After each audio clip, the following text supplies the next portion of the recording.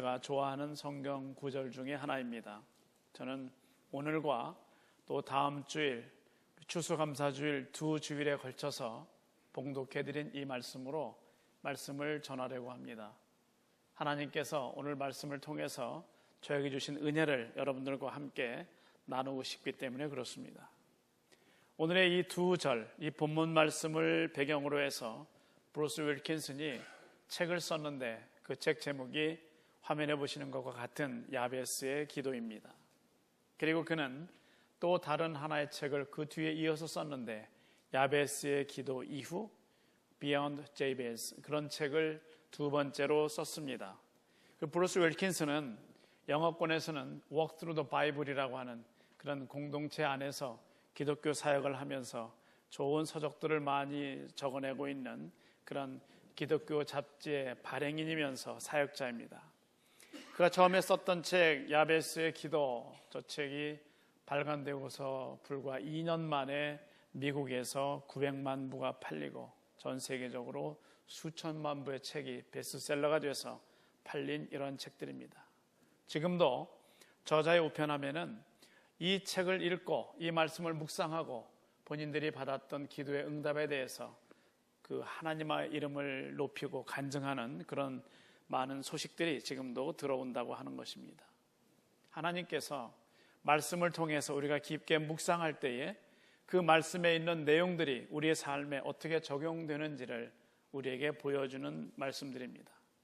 그리고 그는 이 두 절로 쓴 야베스의 기도를 통해서 Dream for Africa라고 하는 이 운동이 일어나게 되는데, 아프리카 전역에 만연하고 있는 에이즈를 어떻게 하면 우리가 좀 확산을 방지할 수 있을까? 이왕 에이즈에 걸린 사람들은 어떻게 우리가 좀 치료해 줄 수 있을까? 태어나면서부터 에이즈로 고생하는 어린 심령들을 우리가 어떻게 케어할 수 있을까라고 하는 것에 대한 그런 사역인데, 결국 오늘 본문의 말씀처럼 그 지경이 점점 넓어지고 있는 것을 볼 수 있습니다. 또 책의 내용이 이렇다 보니까 가끔 오해도 따르는데, 그 오해는 첫 번째 야베스의 기도라고 하는 책을 읽고서 이런 질문들도 한다고 합니다. 혹시 우리가 마음먹은 내용으로 어떤 기도를 하든지 그게 다 이루어집니까? 이런 내용들로 의문도 온다고 하는 겁니다. 잘못 구한 것까지도 하나님의 간절히 구하면 들어주십니까? 그런 겁니다. 정답을 먼저 말씀드리면 아니지요. 야고보서 4장 3절 말씀 보시면 구하여도 받지 못함은 정욕으로 쓰려고 잘못 구하기 때문이라 말씀합니다. 그러나 기본적으로 하나님께서는 우리가 구하는 모든 기도 내용에 대해서 들어주시고자 복 주시고자 하시는 하나님이신 것을 여러분 믿을 수 있기를 바랍니다. 오늘 말씀에 복을 주다로 번역된 이 말씀은 원어적인 의미를 그대로 우리가 풀어보면 호의를 베풀다, 친절을 베풀다, 그런 정도의 의미로 볼 수 있습니다. 우리는 가끔 기도하면서 하나님께 정확한 타임라인을 제시하죠. 하나님, 이 기도는요, 이번 이 기도 제목은, 제가 이번 금식하는 이 금식 기도는 하나님 언제까지 들어주셔야 되고요, 그리고 그것은 이러이러한 방법으로 해결해 주셔야 됩니다라고 하나님께 정확하게 프로젝트를 드립니다. 그러나 실제 우리가 하나님 편에서 보게 되면 해결하시는 시간과 방법은 그분 것이기 때문에 우리는 다만 우리의 사정을 아뢰기만 하면 됩니다. 하나님, 제가 이렇게 힘들거든요. 하나님, 저에게 이런 문제가 있거든요. 하나님, 제가 건강에 이런 신호가 왔거든요. 하나님, 저 좀 도와주세요. 그것으로 족하다라고 하는 거죠. 지금 한국도 입시생들의 어떤 수능철이고, 미국에서도 마찬가지로 12학년 학생들이 이제 다 또 애플리케이션을 내서 대학에 진학하기 위해서들 많이 지금 노력하고 있는 이런 철입니다. 우리 교회 한 학생이 저에게 그런 질문을 했습니다. 혹시 제가 대학에 어플라이를 하고 그리고 그 학교에 제가 들어가기 위해서 계속해서 continuously 계속 내가 그 기도하면 이루어질 수 있어요? 라고 저에게 물었습니다. 제가 그 질문을 들으면서 우리 대개 말하는 어린아이가 칼을 달라고 그러면 안 맞지 않은 상태에서는 안 준다라고 하는 그런 정도 얘기로 무마시킬 수 있는 그런 성격의 질문이 아니었습니다. 너무 그 표정이 진지했고 저에게 묻는 그 질문의 내용이 아주 그의 신앙 고백과 같았었기 때문에 그렇습니다. 여러분 어떻게 생각하십니까? 여러분이 가지고 있는 어떠한 기도 제목이라도 하나님 앞에 간절히 구하면 그 기도 제목을 하나님께서 들어주시는 겁니까? 예레미야 33장 3절과 마태복음 7장 7절을 한 화면에 보여드리겠는데 저 말씀들은 두 말씀이 다 구약과 신약에 있는 네가 부르짖으면 내가 응답하겠다. 또 신약의 말씀은 네가 문을 두드리면 내가 열어줄 것이고 그리고 나에게 구하면 너에게 주리라 이런 말씀입니다.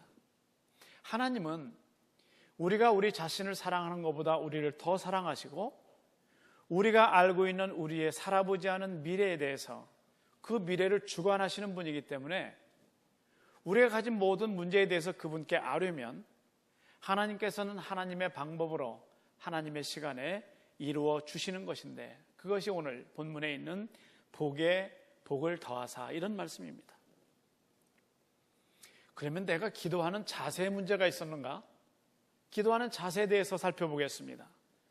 제가 몇 년 전에 우리 노회에서 주최하는 컨퍼런스에 참석했었는데 그 수양관은 미국에 있는 그 전형적인 수양관 중에 하나였습니다. 다시 말씀드리면 전체가 아주 멋있는 아름다운 좀 분위기가 있는 묵직한 그런 곳이었고 그리고 그 시설 안에는 작은 방들이 여러 개가 있었습니다. 저희가 묵고 있는 그 숙소에도 작은 채플이 하나 있었는데 채플 옆에 있는 방들에도 보면 기도하는 방, 또 무슨 서로 상담하는 방, 또 보통 우리 나누는 방 이런 팻말들이 붙어 있었습니다. 아침이 되어서 제가 큐티를 하기 위해서 저도 이제 좀 방을 찾고 있었는데 채플 옆에 작은 방에 한 성도가 기도하고 있었습니다. 여러 건물들 방들이 그렇듯이 간접 조명으로 불을 천장에 비추어서 전체 방이 화사했고 그리고 무릎에는 담요가 덮어져 있었고 그리고 성도님은 앞에 있는 의자에 좀 편안한 자세로 무릎을 좀 굽힌 상태에서 담요로 이렇게 자기 무릎을 덮고 그리고 하나님께 기도하고 있었습니다. 그 기도 내용은 제가 들을 수 없었지만 창문으로 보는 그 모습은 마치 딸이 아버지에게 뭔가를 소곤소곤 이렇게 부탁하는 것 같은 그런 내용이었습니다. 그런 모습이었습니다. 저는 그 모습을 보면서 이런 생각을 했습니다. 미국 분들은 일찍이 복음을 받아들이고 예수를 믿은 사람들이어서 저렇게 친딸이 아버지에게 구하듯이 저렇게 하나님께 기도를 하는데 지금도 그냥 밤새워 기도하면서 산에 가서 무덤가에 가서 나무를 뽑아가면서 그렇게 간절히 기도하는 우리 한국의 성도들은 그럼 의붓자식인가? 그런 생각도 제가 했었습니다.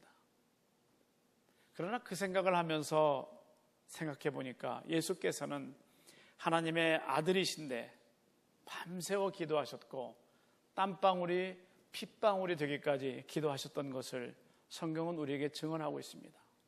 그렇기 때문에 우리가 하나님께 기도를 드리는 것은 어떤 자세로 어떻게 앉아서 기도드리냐라고 하는 그것보다는 지금 기도드리는 이 시간에 내 마음이 그분께 닿아 있는가, 내가 드리는 전심의 기도가 하나님께 드려지고 있는가라고 하는 그것이 가장 중요한 것을 알 수 있었습니다. 우리는 오늘 본문 말씀을 통해서 복에 대해서 몇 가지 사실들을 생각해낼 수 있는데 우선은 하나님은 우리에게 우리가 감당할 수 없는 큰 복을 주시는 분이라고 하는 사실입니다. 그리고 또 하나는 하나님은 내 지경을 내가 감당할 수 있는 한 지경을 계속 넓혀 주신다고 하는 것입니다. 이것이 내가 경영하는 사업체가 하나가 늘어나고 또 늘어나고 체인이 생겨서 브랜치들을 갖고 있는 그런 의미만은 아닐 것입니다.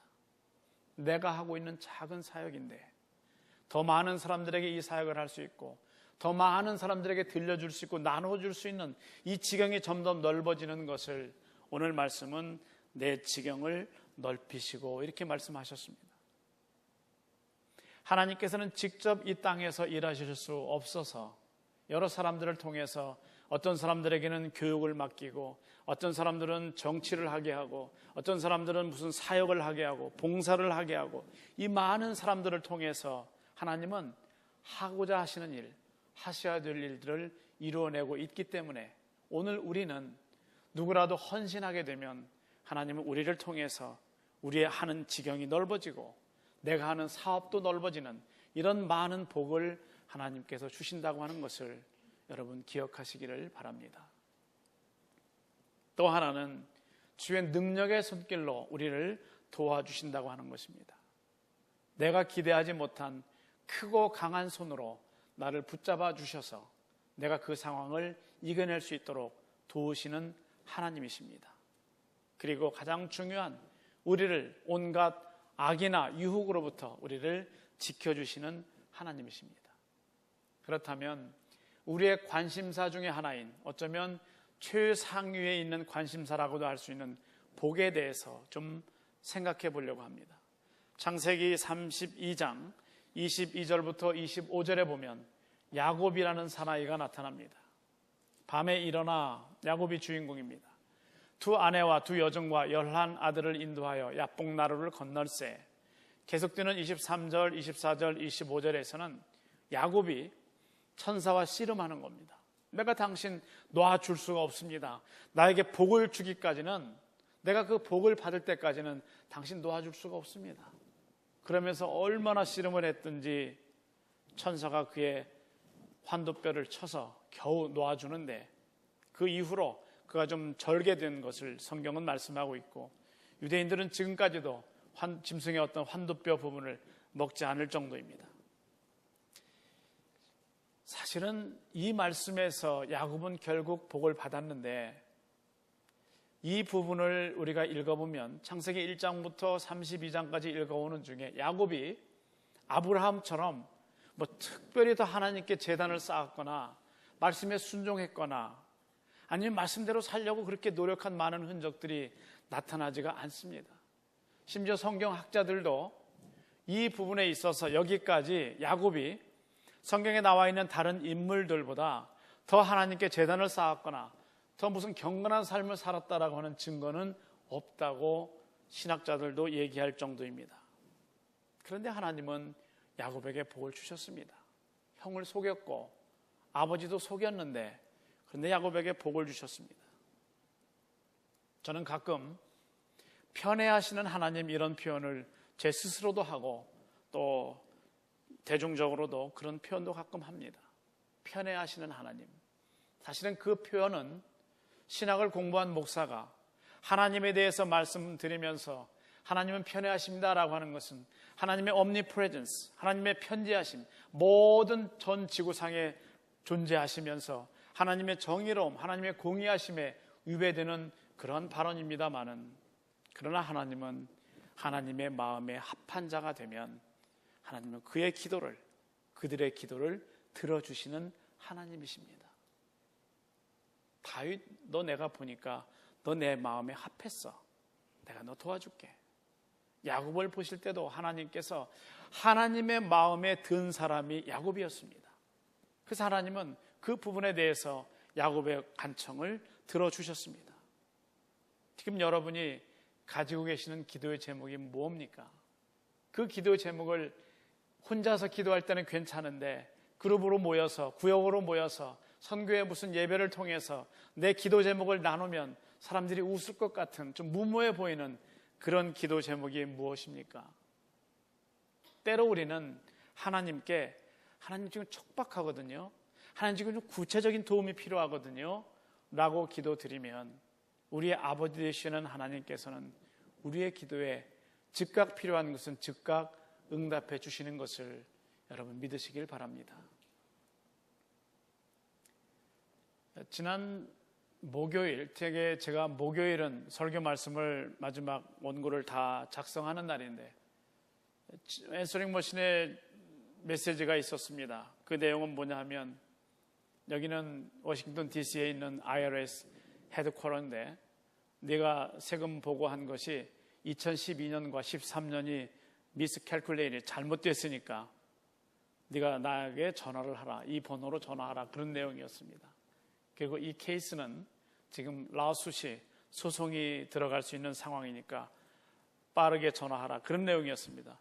되게 레터를 통해서 연락이 오는데 생각에 이거 분명히 좀 잘못된 걸 거다 싶었지만 그래도 전화가 왔는데 어떡합니까?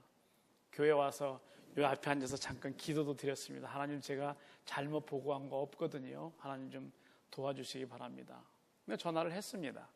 전화를 했더니 전화번호 되니까 그럼 너 이 주소에 사니? 그래서 거기까지는 맞다고 제가 얘기를 했더니 저에게 이렇게 해서 네가 잘못됐는데 한 47,000 정도를 47,000불 정도를 네가 지금 내야 되는데 그런데 코르트에 가서 내든지 아니면 전화로 지금 지불할 수 있느냐고 물었습니다. 제가 그 소리를 듣는 순간에 얼마라고 그랬더니 한 10분의 1로 갑자기 깎아주더라고요. 한 4,700몇 불로 참 후한 사람이었습니다. 그래서 제가 고맙다고 깎아줘서 고맙다고 전화를 끊겠다고 그랬더니 네가 나하고 어떻게 돈을 내겠다는 방법을 얘기하지 않고 전화를 끊게 되면 2시간 안에 네 면허가 취소되고 뭐 체포될 수도 있고 뭐 얘기를 합니다. 그래서 하여튼 좋은 정보 감사하다고 그러고 전화를 끊었습니다. 그리고 DC에서 일하고 있는 제 딸아이에게 전화번호를 주면서 아빠가 이러이러한 일이 있었는데 혹시 그래도 한번 시간 있을 때 좀 알아봐라 그랬더니 연락이 왔더라고요. 아빠 이거 100% 스캠인데 무시하세요. 워싱턴 DC하고 프레스노 경찰에다가 이 번호 제가 신고했어요. 그러더라고요. 사실은 이러이러한 모든 부분들이 하나님이 우리가 살아가는 삶의 순간순간에서 우리에게 일하시는 내용입니다. 그리고서는 다시 편안한 마음으로 마지막 이제 설교문을 작성하고 있는데 목요일 아침 비 오지 않았습니까? 어느 분이 저에게 전화를 하셨어요. 전화 내용이 이거였습니다. 목사님, 비가 오는데요. 우리가 기다리던 비인데 참 은혜의 비 같습니다. 촉촉한 하나님의 은혜입니다. 제가 참 비를 보니까 기분이 좋은데 목사님에게도 좋은 하루가 되시기 바랍니다. 그냥 그 내용이었어요. 마치 문제를 하나님께 다시 의뢰했더니 해결해 주시고 이제 편안하니 그러는 하나님의 얼굴을 제가 전화로 듣는 것 같았습니다. 우리가 삶의 순간순간에 얼마든지 하나님의 은혜를 구체적으로 느끼고 체험할 수 있는 일들이 우리에게 있는데 우리가 종종 그 가장 중요한 채널의 중요한 부분을 잊어버리고 있습니다. 우리 서로 같이 인사하겠습니다. 옆에 분 보시고요. 하나님께 구하세요. 이렇게 해보세요. 들어주십니다. 그렇게 해서 들어주시겠습니까? 다시 한번요. 하나님께 구하세요. 들어주십니다. 아멘. 우리가 하나님께 구하면 하나님 들어주십니다. 근데 하나님께서 우리에게 주시는 복이 몇 가지가 성경적으로 나타나는데 첫 번째 복은 마태복음 5장 45절에 나오는데 저 말씀은 마치 지난 목요일에 전체에 비가 왔던 것처럼 하나님께서 우리들 집에 우리들 농토에는 비를 주시고 그 바로 옆에는 너는 교회 나가지 않는 친구구나. 그리고 하나님 거기만 비를 안 주시는 분이 아니거든요. 어디에나 똑같이 비도 주시고 햇볕도 주시는 즉 일반적으로 모든 이들에게 주시는 저것은 아무 조건 없이 주시는 일반적인 복에 해당합니다. 그런가 하면 특정한 기준에 따라서 주시는 복이 있는데 그것은 신명기 7장 12절과 13절입니다. 첫 줄에 있는 것처럼 너희가 이 모든 법도를 듣고 지켜 행하면 이 조건에 해당하는 사람들에게 하나님은 복을 주시는데 우리의 어떤 행위에 근거한 믿음에 근거한 하나님의 복이 됩니다. 세 번째로는 요한복음 3장 16절에 있는 우리의 믿음을 보시고 주시는 복입니다. 잘 아시는 하나님이 세상을 이처럼 사랑하사 독생자를 주셨으니 이는 저를 믿는 자마다 멸망치 않고 영생을 얻게 하려 하심이니라. 저 말씀입니다.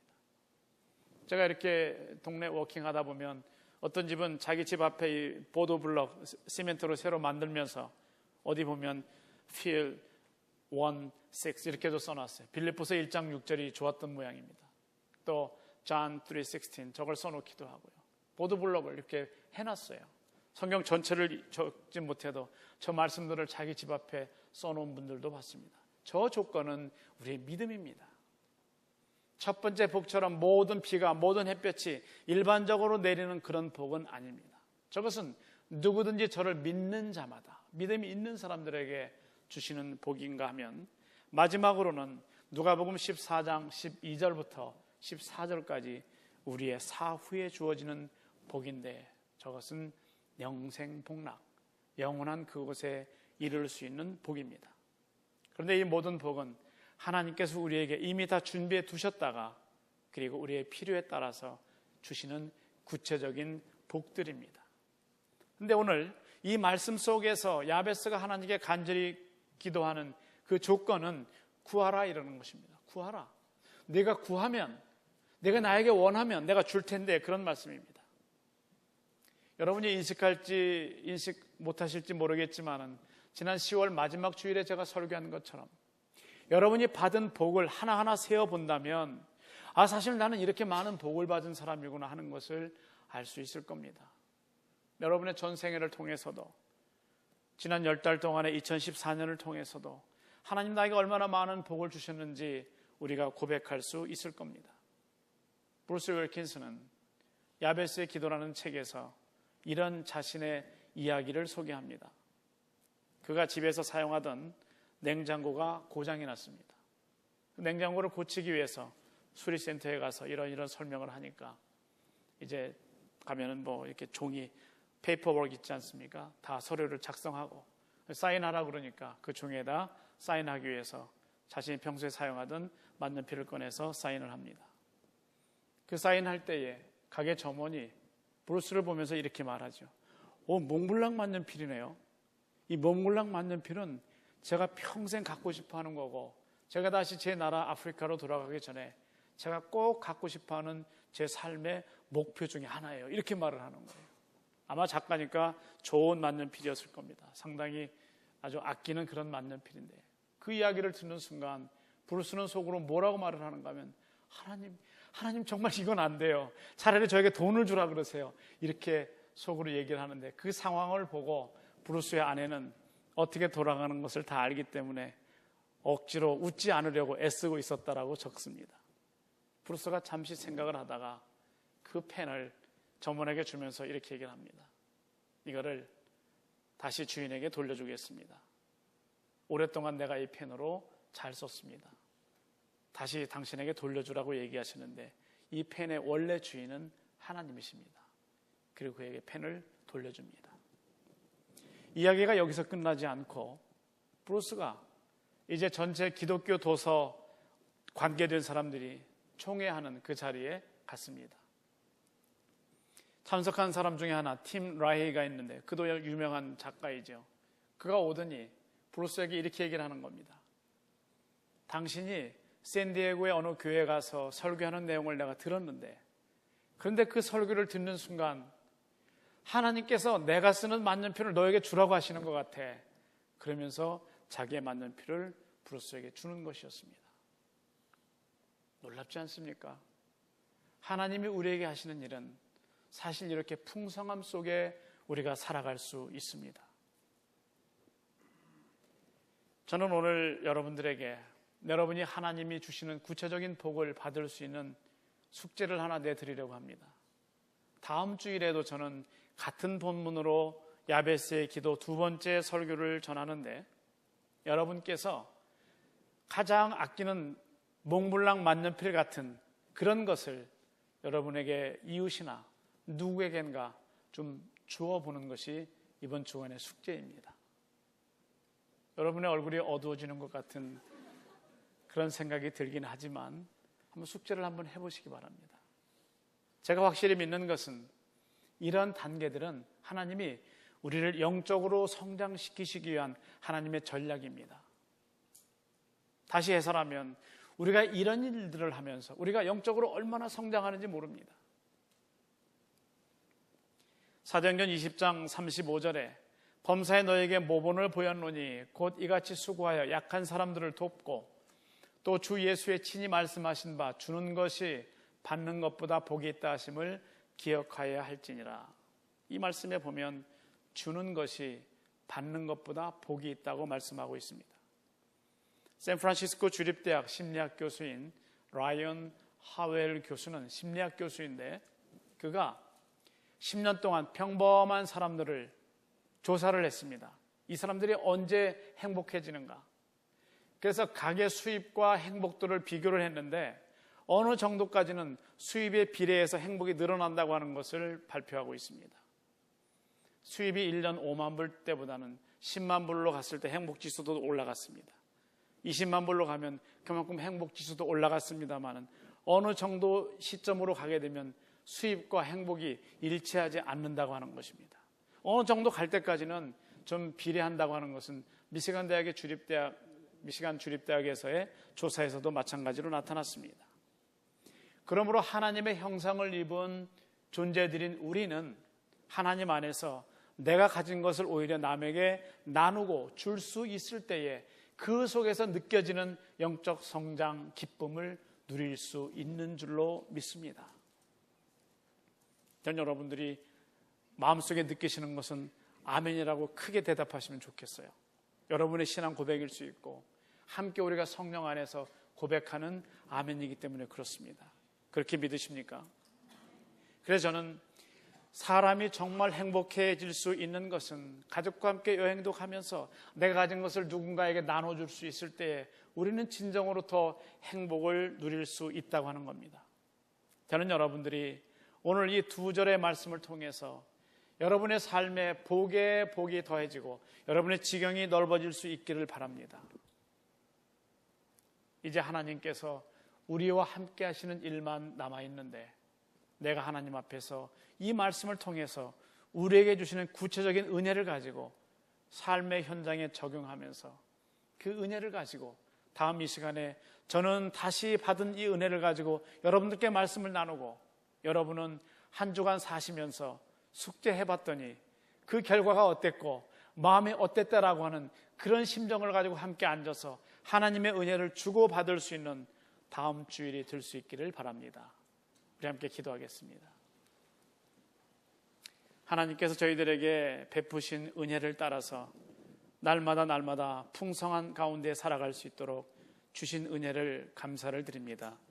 오늘의 말씀처럼 복에 복을 더하시옵고 저희들의 지경이 넓어짐으로 인해서 모든 만사가 하나님께 감사할 수 있는 저희들의 고백될 수 있도록 은혜를 더하여 주옵소서. 지금 나의 나 된 것은 하나님의 은혜인 것을 깨닫게 하신 하나님, 또 한 주간 살아가면서 하나님의 말씀 속에서 승리하는 한 주 살고 다음 주에 또다시 하나님께 영광 돌릴 수 있도록 저희들을 지켜 주시옵소서. 예수님의 이름으로 기도드리옵나이다. 아멘.